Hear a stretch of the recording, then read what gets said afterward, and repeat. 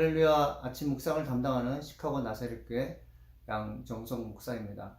말씀을 통해서 새 힘을 얻으시고 주께서 말씀하시는 그 내용들이 여러분의 것이 되길 간절히 소망하며 말씀을 전하고 싶습니다.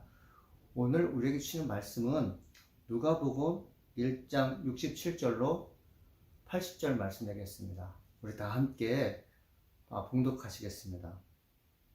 그 부친 사가랴가 성령의 충만함을 받아 예언하여 이르되 찬송하리로다. 주 이스라엘 하나님이여 그 백성을 돌보사 속량하시며 우리를 위하여 구원의 뿔을 그 종 다윗의 집에 일으키셨으니 이것은 주께서 예로부터 거룩한 선자 입으로 말씀하신 바와 같이 우리 원수에게서와 우리를 미워하는 모든 자의 손에서 구원하시니라. 우리 조상을 긍휼히 여기시며 그 거룩한 언약을 기억하셨으니 곧 우리 조상 아브라함에게 하신 맹세라. 우리가 원수의 손에서 건지심을 받고 종신토록 주의 앞에서 성결과 의로 두려움이 없이 섬기게 하리라 하셨도다. 이 아이여 내가 지극히 높으신 이의 선자라. 일컬음을 받고 주 앞에 앞서 가서 그 길을 준비하여 주의 백성에게 그 제3으로 말미암는 구원을 알게 하리라.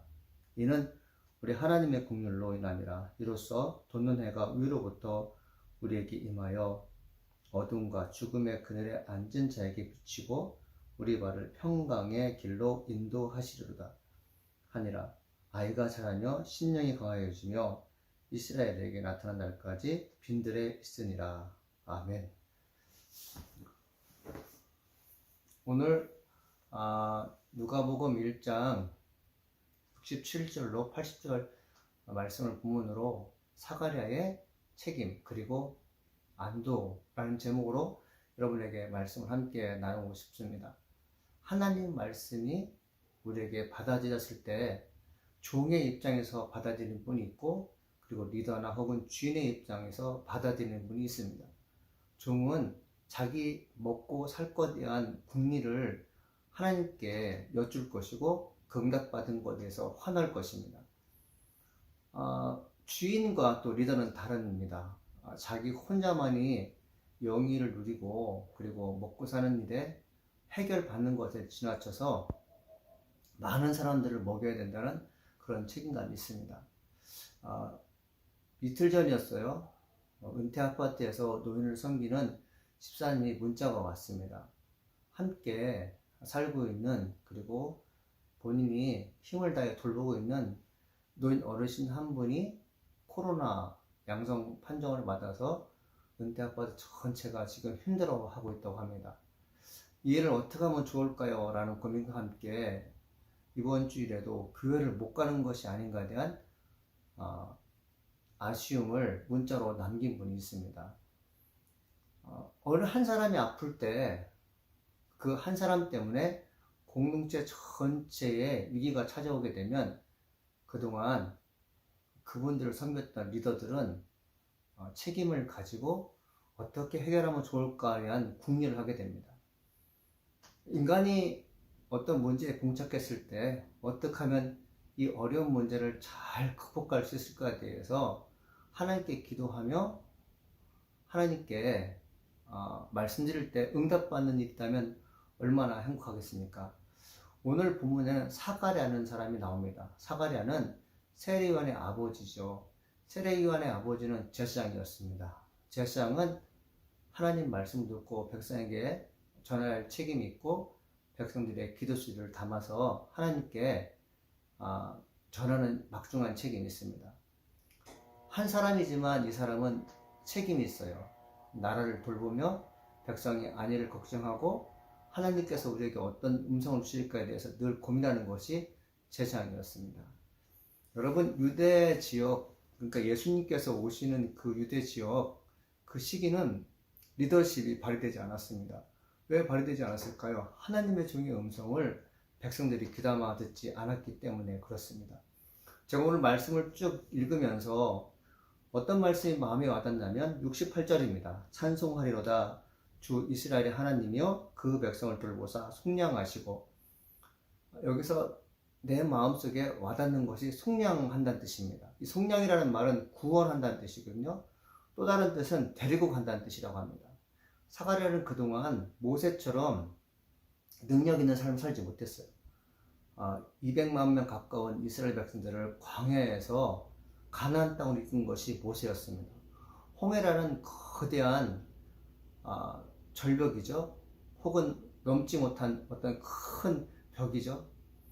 떨어져 죽을 수도 있고, 넘지 못하면 애굽에 다시 종으로 살 수밖에 없는 그런 환경이 있을 때 하나님은 모세를 통해서 이스라엘 백성들을 홍해를 걸게 한 사건을 보게 됩니다. 지금도 그때와 똑같이 광야 같은 생활을 살고 있지만 사가랴는 그들을 이끌 수 있는 능력이 되지 못했습니다.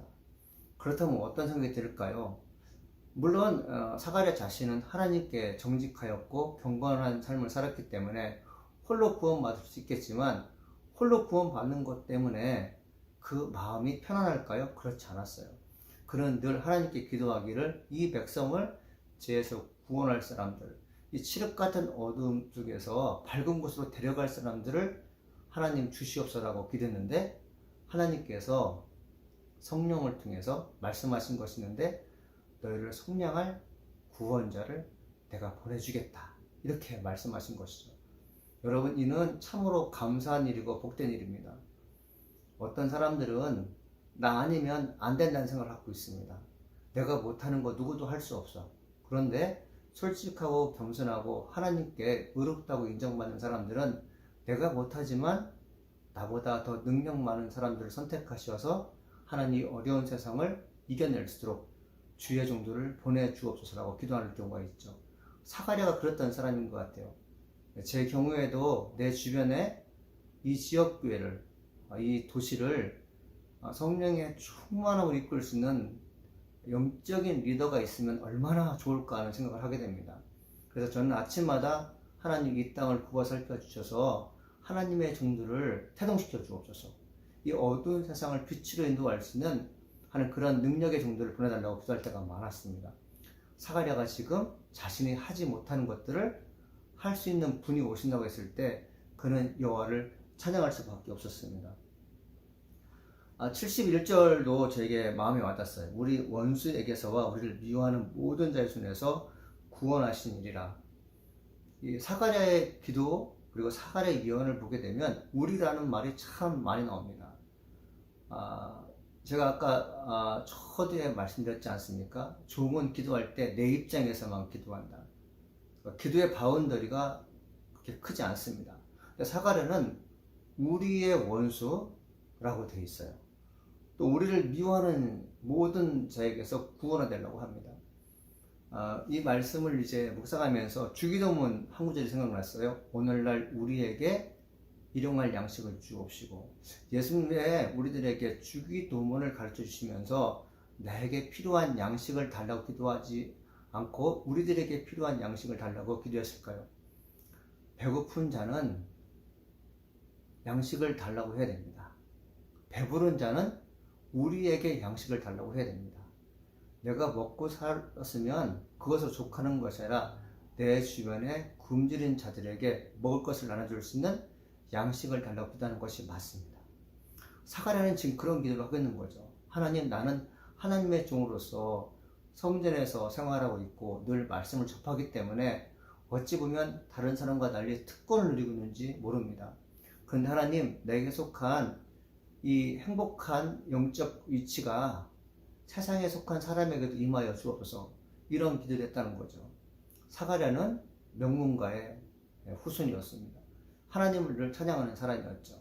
그가 이런 기도를 했다는 것은 무엇입니까? 오늘날 리더가 없는, 정말 이웃을 내 몸처럼 사랑하는 그런 리더가 없는 세상에 교훈을 주는 말씀이 되겠습니다. 저도 이런 기도를 해요. 하나님, 우리에게 일용할 양식을 주옵소서.